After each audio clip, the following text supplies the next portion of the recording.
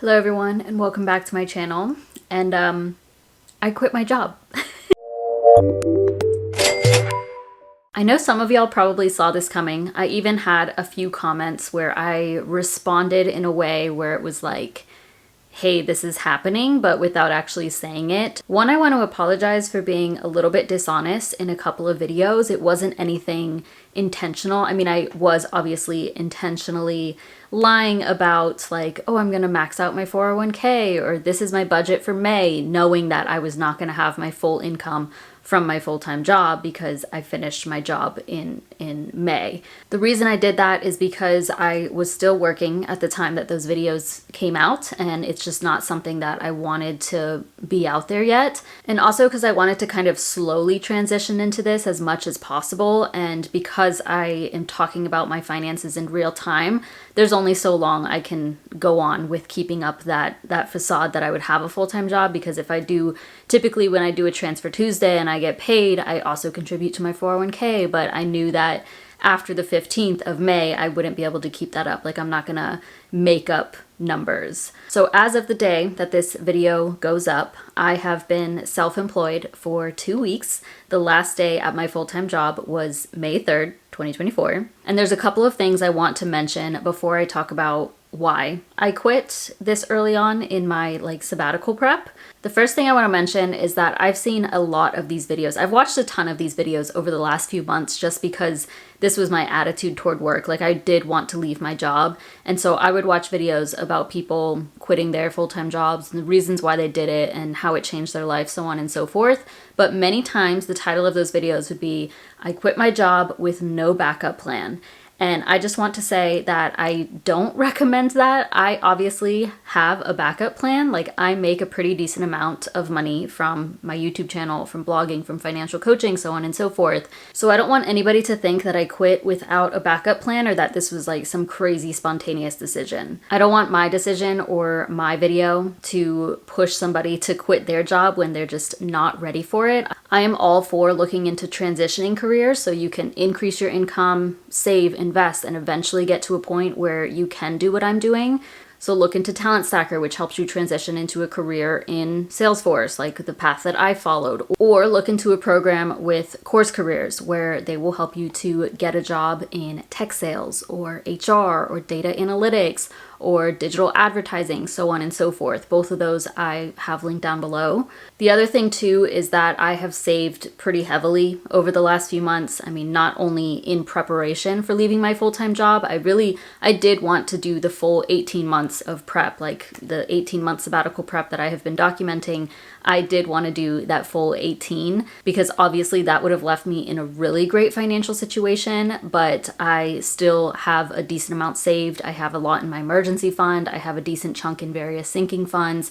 I have a decent amount invested. The other thing too is that I do not live alone and I do not have any debt. So both of those factors really help this situation. And related to that, I also want to recognize the privilege that I have to be in this situation. I know that there are many people who want to leave their full-time jobs. There are many people who have been working on their finances, working on their business, and maybe cannot do what I am doing today. So yes, while it has taken a lot of dedication and effort for me to get to this point, I do recognize the privilege that I have just from my life in general. But yes, all of that to say that I am not just going into this with no backup plan. And then the final thing is I want to give a thank you to Mint Mobile for partnering with me for this video. And for the month of May, Mint Mobile has 2 promotions going on. So not only can you still get 50% off the unlimited plan, you can get any plan for $15 per month right now, but that includes the unlimited plan, which is usually $30 per month. New customers will also receive a 6-month subscription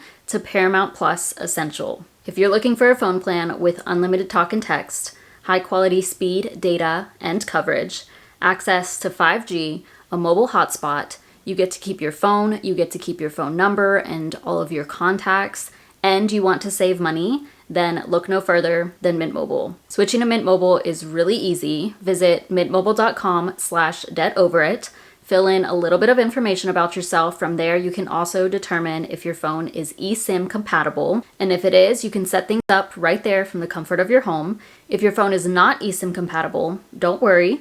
They will ship you a SIM card, no extra cost to you. You'll get it in a couple of days, and then you can also set everything up on your own from the comfort of your home. I've been using Mint Mobile for almost 2 years now. I am so grateful to be saving money on my phone plan. Like, why pay more than I need to? So if you want to save some money without the sacrifice, visit mintmobile.com/debtoverit. That's also linked down below in my description box. To get premium wireless for just $15 per month when you purchase any 3-month plan, including the unlimited plan. And as I mentioned before, any new customers who sign up for Mint Mobile before May 31st will also receive a 6-month subscription to Paramount Plus Essential. Thank you again to Mint Mobile for partnering with me for this video, and now let's talk about why I quit my job. So back in October of 2023, when I first started talking about this sabbatical plan, this 18-month sabbatical plan, where at the end of it, I would take my business full time and I would have all this cash saved up for just in case, I knew that I would not make it the full 18 months. I really wanted to. It was a beautiful plan, a great plan. I knew, like I said, I knew I would end up with quite a bit of money and be in a really good financial situation, but I just knew that I could not go another 18 months. I think I had even said that in either the initial video or the first, like the 1-month update video. I can't remember, but I'll put a clip here. 18 months. Like, I don't know if I can do 18 months, y'all. Genuinely, having to work a 9 to 5 and just like knowing that I have to do that every single day and just living within those days. I mean, I'm sure y'all can relate if you are doing something that you're not fulfilled by in your day-to-day life. Yeah, basically I'm just like questioning the 18 months. But of course I was going into this knowing that that was the intention, and I would try my best. I would try my best to make it the 18 months. If I couldn't do 18 months, I was like, maybe it will be a year, like that would be good. And really it just became a month by month thing. I was like, I'll see how I feel after the next month type of thing. But then come February, March of 2024, my burnout was just getting worse. And I noticed this in a couple of ways. So I was not getting good sleep. I just, in general, had lower energy. I was getting headaches even more frequently than I already get headaches. And this was also caused by the lack of sleep. Like, it was just this cycle of low energy, low sleep, more headaches. I just felt really mentally drained, and I was keeping up with, my YouTube channel, my coaching, my health and fitness for the most part. But in March, I knew I needed to conserve some of my energy, which is why I started uploading a little bit less frequently on YouTube, because it was just becoming harder for me to keep up with. And then when it came to my full-time job, that was where I was having the hardest time focusing. Like, I just did not want to do anything. And of course, I still would. Like I would push through that discomfort, push through the burnout, push through the not being able to focus. Like, at the end of the day, I'm not going to not do my work, of course, because that's not my personality, but it was tough, and that was making it worse. It was making my burnout worse and making me feel even more mentally drained, contributing more to my lower energy. We also started getting busier at my full-time job, which is a good thing, of course. That's, we're not going to have layoffs, and I'm able to bill clients and stuff like that. But it just felt like my full-time job was getting in the way of my life, of course, because you're spending 40 plus hours doing something that you really don't want to do. But it was also getting in the way of my business and in the way of my health.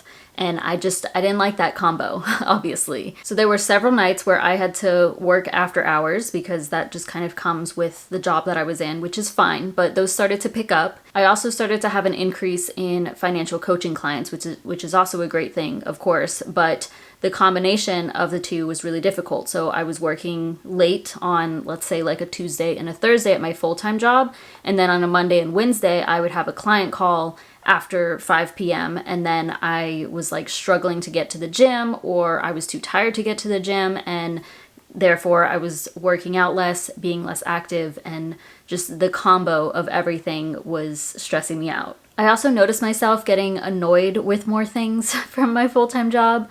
specifically like meetings going over. There was one client in particular who I really liked them as a client. And I'm not going to go into detail about my job, my clients, any of that sort of thing. But I really liked them as a client, but we would have a call that would go till 12:30 p.m. But there were some times where we would end at 12:45 or like close to 1 p.m. And that's like where I'm supposed to take my lunch break, film a video. And this just kept happening every week. And this would happen with other clients too. And I'm like, why are we should not be going over the time. Like, yes, I'm going to bill them for the time because that's what we're supposed to do. But this is getting in the way of my lunch, of my filming, of my life in general. Like, I don't know. That's just something that stands out as something that started to annoy me. A corporate job in general is just not for me. And honestly, I don't really have anything bad to say about the company that I was working at. It was not toxic. I was not being micromanaged. Everybody was super friendly and super supportive, but just the whole dynamic of a corporate job, I don't like. Like, no job is going to be perfect, of course. And the company that I worked at was a really good company overall. But because they are a corporate job, specifically in tech, there's just things about it that I don't like. And then I started to question, because it was taking such a toll on all these factors in my life, I was like, at what point is it worth it? So yes, I loved having the extra income because, I was basically living off of my side hustle, my business, YouTube channel, content creation. And then I was saving and investing all of the money that I was making from my full-time job. And that was amazing. Like, I am going to miss that. But at what point is it worth it? Why? Like, I was literally counting down the days till the weekend. And basically, if you look at it that way, you're like wishing your life away. And I don't want to feel that way. It would be a Tuesday and I'm like, oh, it's only a Tuesday. Why isn't it Friday yet? It would be Friday and then I wouldn't even feel excited that it was Friday. I wouldn't even feel excited for the weekends. Like of course I liked that the weekend was there, but weekends just started to feel like chores, and I just never felt recovered from the weekends, and then it would all start over again. And I'm like, this is not how I want to live. And I don't need to live this way because I make a decent amount from my business at this point. Also, I know that this is an opinion of mine, but I felt like I was underpaid at my job. So my role was associate Salesforce consultant, but I was paid less than other people in that same role at my company because I was promoted to this position. So at the level below me, so I was an analyst when I first started there, I got promoted, got like a 12% pay increase. And that 12% pay increase is not what an associate starts at. So I was doing the same work, if not more work, than other people doing the same role as me, but making less money. And that wasn't like adjusted come 2024 or come performance review for Q1. I didn't like that. The amount I was making was also not a huge loss for me. Like, yes, 70,000 in the year is a pretty decent amount, but it's not 150,000. It wasn't a big thing to walk away from, like this huge opportunity for me to walk away from to take everything with my business full time. I also believe that corporate jobs or 9-to-5 jobs or even a Salesforce job specifically is a great option for most people. Like, there is nothing wrong with working a 9-to-5 job, but it's not something that I wanted to do any longer. Like, I have known this for a long time, even back when I was in undergrad. Like, I knew that I did not want a quote unquote regular job. And then what led up to me actually wanting to take the jump and fully quit my job was the staycation that I took at the end of March. So if you don't know, I took a week off of work and I just stayed at home. During that time, I had a lot of appointments, I had a lot of things planned, but I didn't get the bulk of those things done because I was just so tired. Like, most of the time I spent on the couch taking naps in and out, and I just did not feel rested or recovered whatsoever after that 1 week break and having to go back to work. That staycation really solidified my decision for a couple of reasons. So the first thing was that it was just great to be off of work, to not have to do things that I didn't want to do. And obviously I've taken time off before, I've taken vacations, but when you're on vacation, it's kind of not the same. It's great, of course, to be on vacation, but you're still using a lot of energy to like hike mountains and go to the beach, be in the sun, that sort of thing. So for me, it had been a really long time since I had done that. And I was like, this is nice. I could get used to this, you know? Second thing during that week is that my boyfriend had made a remark and he said, I kind of like you not working because I get to spend time with you. And I was like, that's it. Like, I'm quitting. I'm going to put in my notice. And the reason he said that is because all of my time while I was working a full-time job was spent working. I was always consumed by work, whether that be from my full-time job or from editing videos, working with financial coaching clients, that sort of thing. I would usually wake up fairly early, work on my business, work my full-time job 9 to 5, sometimes have a client call, sometimes I wouldn't, but I would go to the gym and then I would come home and I would be working on YouTube videos. So a lot of my time was just spent behind the computer. And so obviously that takes away a lot of my attention from my boyfriend and even like family and friends. Even on the weekends, I would spend a lot of time editing videos. Like, this is why I started kind of to not even enjoy weekends, because it was just like, I have so much to do and then I have to go back to work. And then the third thing from that week is I had so much anxiety about going back to work, like returning to work was eating me up. Even at the beginning of the staycation, like the Monday at the start of my staycation, I was like, oh my God, it's only a week.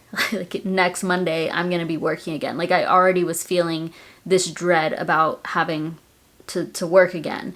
And then by Friday, I was upset because it was like, oh, well, that's it. Now it's just weekend and go back to work. And as I said before, I didn't feel rested and recovered whatsoever. And I also was upset that I didn't get as much done that I wanted to and had planned to. So after that week, I knew I was going to put in my notice. So I started to kind of plan when I would do that. And what I ultimately decided was to put in my notice on April 19th because I was going to actually be in the office. So I am located in Georgia, but the company that I worked at, their headquarters are in DC. And back in February or maybe early March, we had already booked a trip for my team to go out to DC to work from the office, get to spend time with each other. We got to do that the year before. It's really fun. I really liked my team, and obviously it was really cool to get to see them and work with them in person. But I decided I would put in my notice in person on the last day that I was there in DC. So that's what I did. Because I had this plan in mind, I was so stressed throughout April and I was getting cold feet for sure. I was like, I'm not going to do it. Even while I was there in DC, like when we were in meetings or the morning that I woke up to the day that I was going to quit my job, I was like, I'm not doing it. Like, I can't do it. I'm making a big decision. This is a stupid decision. Is this a mistake? Like, I was just questioning all of my choices and I was like, nothing has happened yet, so I can back out from this if I want to. Like, I haven't made any commitment yet, so I don't have to put in my notice if I don't want to. But I was brave, and that day I asked to speak with my manager and put in my 2-week notice. I actually had offered to stay longer too, so I was like, I guess my last day could be May 3rd, but it's up to y'all, because there were still some ongoing projects. Like, if I was still there right now, we would be like closing out some projects. And I was like, I'm happy to stay longer. If that's, a couple weeks longer than May 3rd, let me know and I can do that. If that would help with the transition process, or if you need me to train somebody, if you want me to close out the project, that sort of thing. But ultimately they said, no, it's fine. You can finish on May 3rd. And they had already started interviewing people to replace me. So now we're here. It's been 2 weeks since I've been self-employed. The first week I didn't get too much done. I've just kind of been taking things slowly, chilling. I don't want to be a crazy hustler with my business either. Like, I don't need to be a startup. I don't need to be a billionaire. Like, I just want to sustain my life, be able to pay my bills, save money, invest money, even if it's a little bit. So I'm really, really excited about this journey and to obviously continue documenting this journey. It also still hasn't really felt real yet. Like, I'm very aware that I am self-employed, but it kind of just feels like I'm on vacation or I don't know. It feels strange. Like, this isn't really happening and I'm gonna have to get to work at some point or another, But I'm very, very grateful to be here and to have this opportunity. And of course, I've got to say thank you to y'all, because I would not be here without y'all. So genuinely, thank y'all so much for all of your support up until this point, and I obviously would really appreciate your support going forward, whether that's you just watching my videos or if you want to share my videos with people, recommend me to be somebody's financial coach if you want to sign up for financial coaching or sign up for one of my courses. I would greatly appreciate if you use any of my links if any of those things interest you. But yeah, lots more to come. I have so much content planned. I am going to be more active on TikTok, so if you're on TikTok, I would appreciate if you follow me there as well. You can subscribe to my newsletter. I send a newsletter as of right now on the first Friday of every month, and follow me on LinkedIn. Everything will be linked down below, so just check that out, and I appreciate y'all. This video was all over the place and a lot to get through, so I appreciate you for staying with me. Thank you so much for watching. Please give this video a thumbs up, subscribe if you haven't already, and I'll see you in my next one.